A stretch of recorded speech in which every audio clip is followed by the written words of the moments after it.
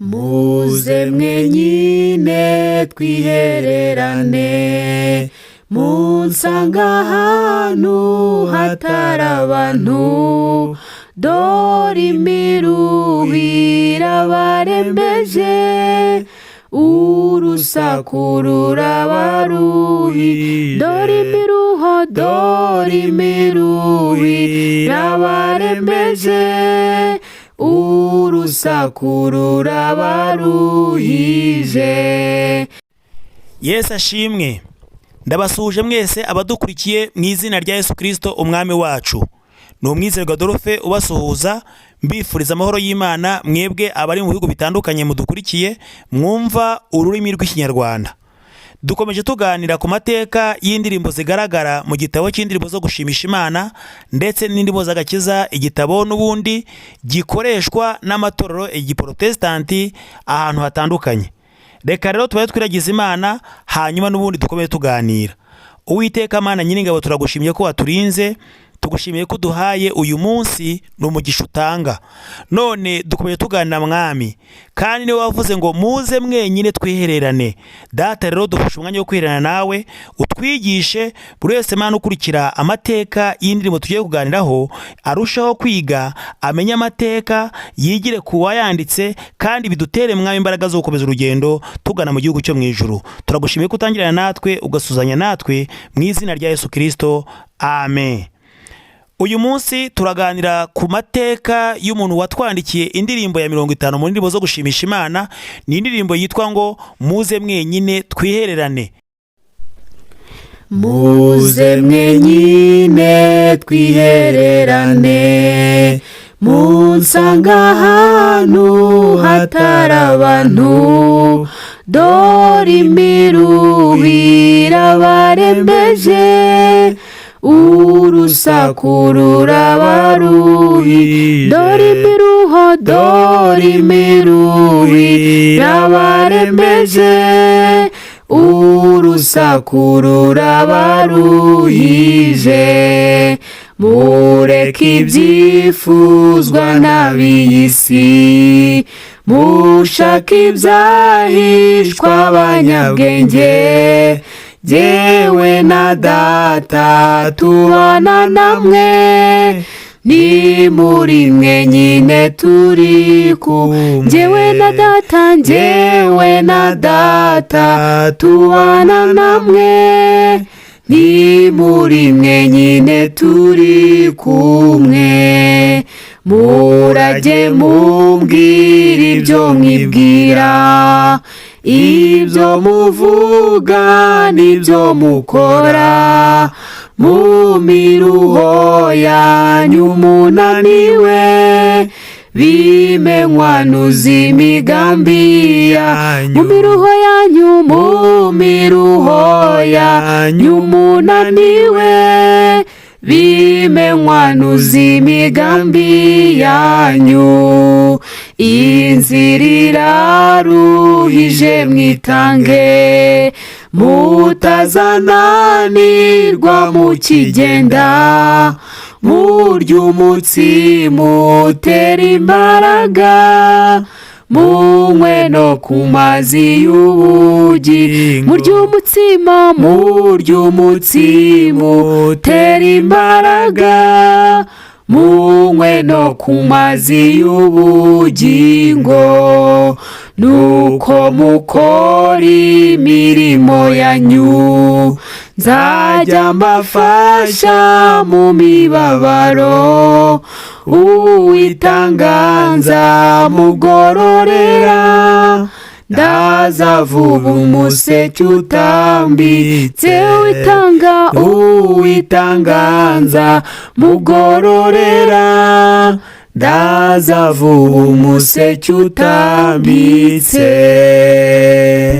Iyi ndirimbo igaragara n'ubundi mu ndirimbo zo gushimisha. Iri mu cyiciro cy'indirimbo zo gusenga, cyangwa se mu rurimi rw'igifaransa yitwa ngo priere. Iri mu cyiciro cy'indirimbo za priere. Iyi ndirimbo igaragara no mu ndirimbo z'igitabo gikoreshwa mu Bugande mu gihugu cy'abaturanyi, ndetse amazina yayo bayita ngo imwe mwena mwije twiherere o mu mwanya w'ugutarimo bantu. Vango no mu Bugande nayo barayumva, ni indirimbo y'119, ndetse no mu gihugu cy'abaturanyi cye Burundi nayo mu gitabo cyabo irimo. Mu yandi magambo mu cyongereza hari uzasanga yitwa ngo the quiet hour, ariko wayishaka none ikaba yitwa ngo come ye yourselves apart and rest a while. Niko iyo ndirimbo yitwa mu bitabo bikoreshwa n'ubundi mu materaniro y'icyongereza. Mu gifaransa naho ikitwa ngo venez à l'écart vous-même et reposez-vous un peu. Ni indirimbo igaragaza ko n'ubundi abantu bakwiye kujya ku ruhande kugira ngo babone uburuhukiro. Iyi ndirimbo yanditswe n'umugabo witwa Edward Henry Bickersteth, niwe wayanditse, ayandika mu mwaka w'1872. Urumva ubaza imyaka imaze imyaka irenga 150, kandi ni indirimbo n'ubundi gikunzwe irimo amagambo akururira abantu gusenga. Iyo umuntu ayiririmba n'ubundi irimo ubutumwa butuma umuntu yifuza gukomeza kwihererana n'umwami wacu, nk'uko n'ubundi iyo message ivuga. Tuvuze ku mateka ya Edward, yavutse ku itariki ya 25 z'ukwezi kwa mbere mu 1825. Yavukiye ahitwa Islington, mu gace ka Islington, ni agace kagize umurwa mukuru w'Ubwongereza witwa London. Ubwo aho ni mu Bwongereza, hakaba ari mu bwami bw'Ubwongereza n'ubundi. Hanyuma yaje gutabaruka ku itariki ya 16 z'ukwezi kwa gatanu mu 1906. Urumva yaratuye n'ubundi mu Bwongereza, ubwene igihugu bwe n'ubundi n'Ubwongereza.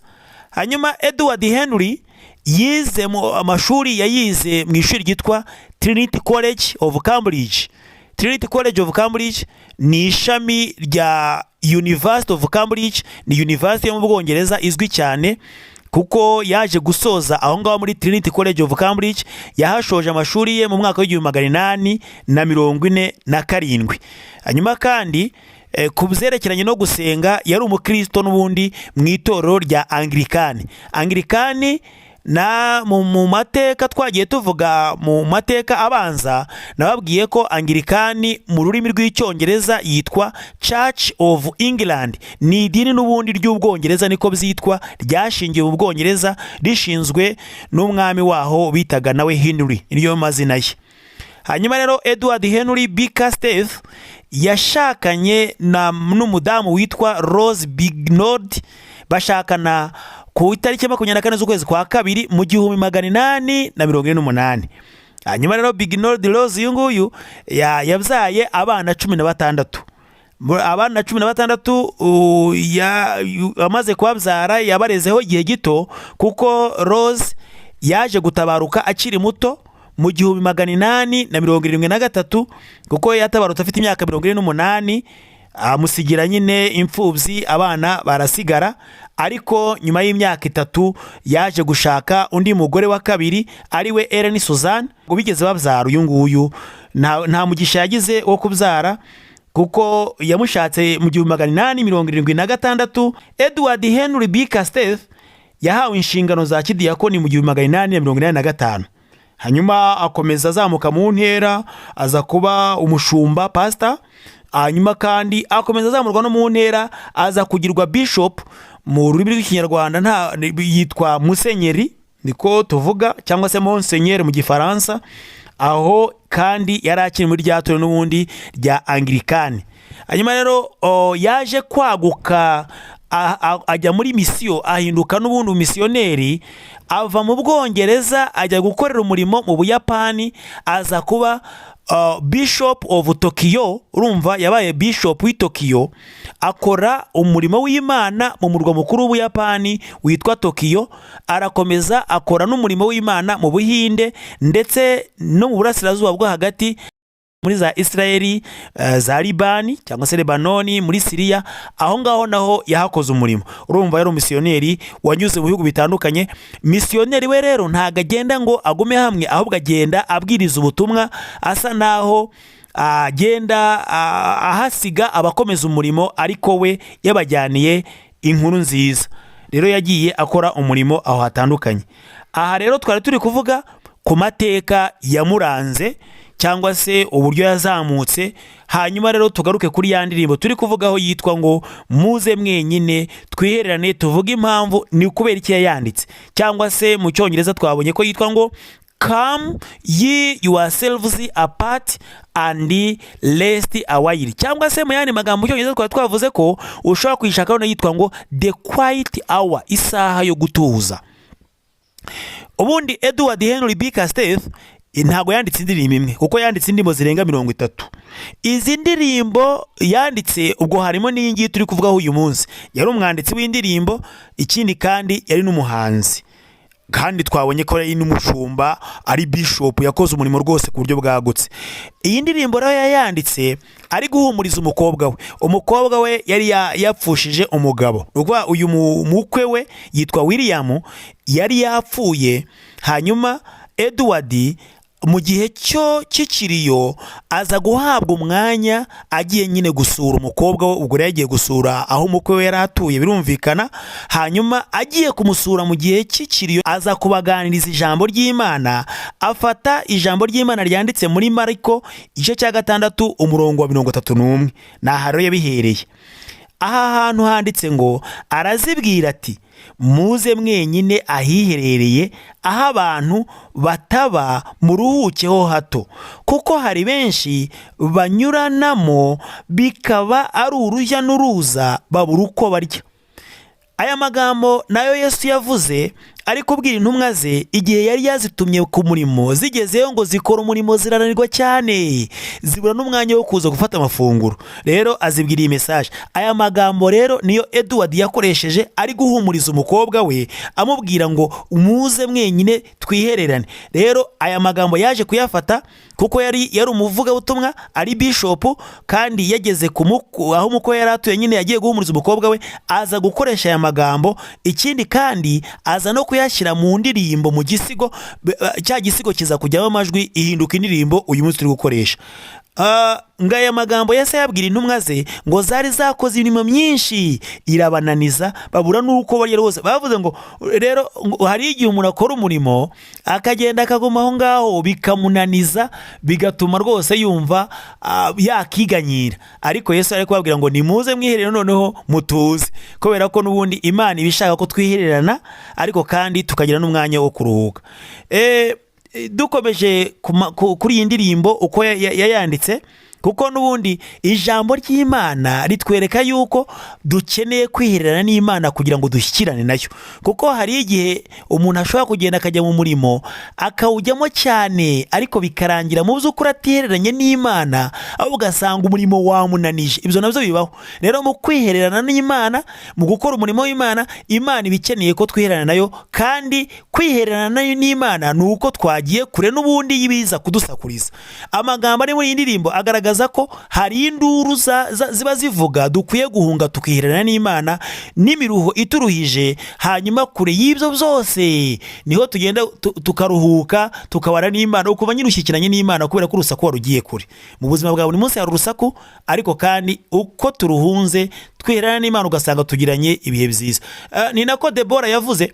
Debora yari umucamanza, ariko ageze ku ndirimbo yari kuririmba avuga ngo kure y'induru z'abarasana, aho bavoma amazi aba ariho bazajya bavugira ibyo gukiranuka by'Uwiteka n'ibyo gukiranuka byo ku ngoma yo muri Isirayeli. Aya ni amagambo yavuzwe na Debora mu ndirimbo yaririmbye mu gitabo cy'Abacamanza igice cya 5 umurongo wa 11. Ngo kure y'induru z'abarasana, aho bavoma amazi aba ariho bazajya bavugira ibyo gukiranuka by'Uwiteka. Urumva ko kwihererana n'Imana bisaba ko tujya kure y'urusaku.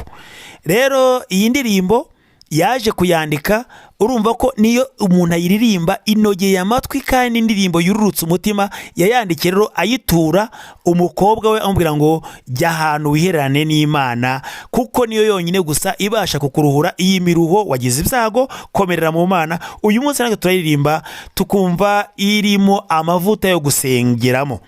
rero ugeze ku gitero cya mbere avuga ngo muze mwenyine twihererane ahantu hatari abantu.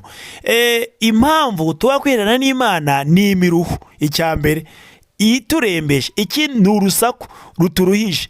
Ariko imiruhoro ni iyihe?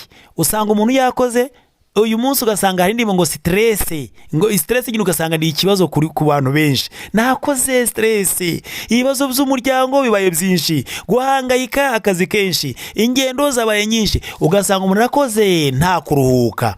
Ariko Imana ikeneye ko umuntu yihererana nayo nta rusaku.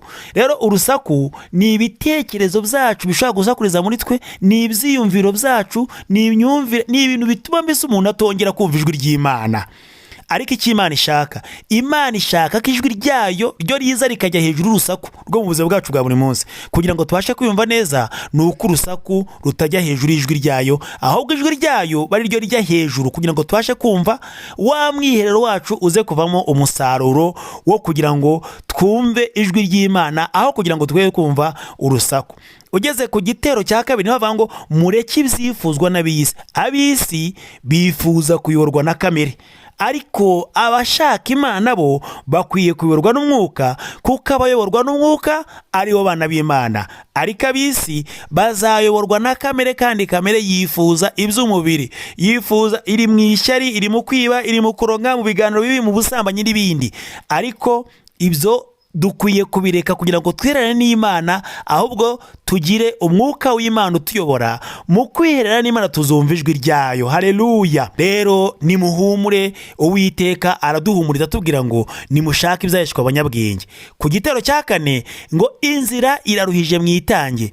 Kwitanga ni ukwiha Imana nk'abazuke cyangwa se mu buzima bwacu twavuga ngo turakwihaye Imana, tuzagukorera kugeza igihe tuzabona ingororano z'ibyo dukorera.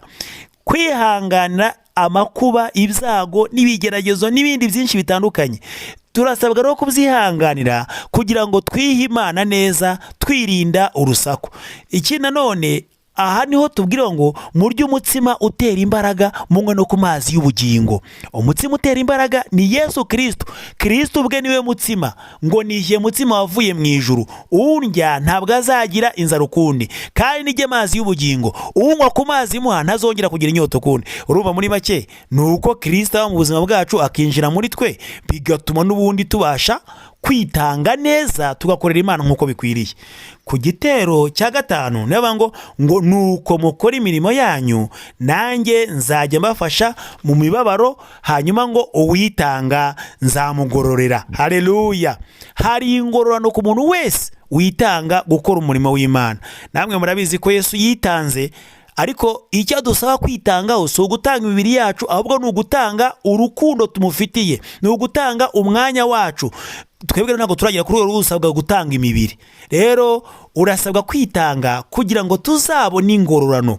Ngo unkurikira arasabwa kwiyanga kugira ngo abashe gukorera neza umwami wacu, tumuhe ubutunzi bwacu, tumuhe ubugingo bwacu, tumuhe imbaraga zacu n'umutima wacu. Uko niko kwitanga adushakaho. Haleluya. Ntabwo rero twabura kwitanga, kandi na Kristo yaratwitangiye. Rero iyi ndirimbo isoza avuga ngo ndaza vuba umuseke utambitse. Bishatse kuvuga iki rero? Muri make umuseke gutambika utambika n'ubundi ijoro rirangiye. Mu ijoro haba harimo urusaku, mu ijoro haba harimo imiruho, mu ijoro haba harimo intambara, mu ijoro harimo ubukene, harimo agahinda. Ibyo byose by'urusaku bigereranywa n'ijoro.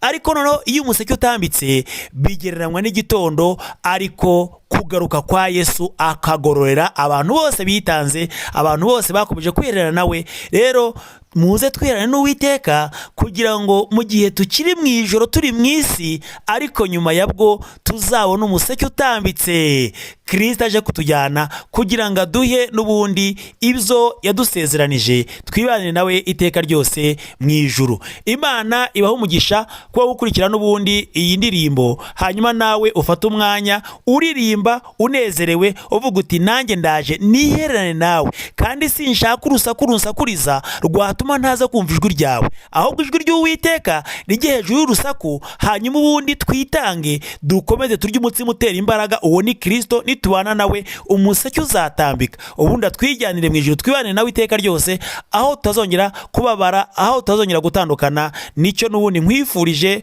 wowe wumvise ubutumwa. Imana iguha umugisha, ukomerere mu mwami, kandi nawe utarakira Kristo umwakire, kuko niwe mutima w'ubugingo uzatugeza mu ijuru. Imana ibahe umugisha.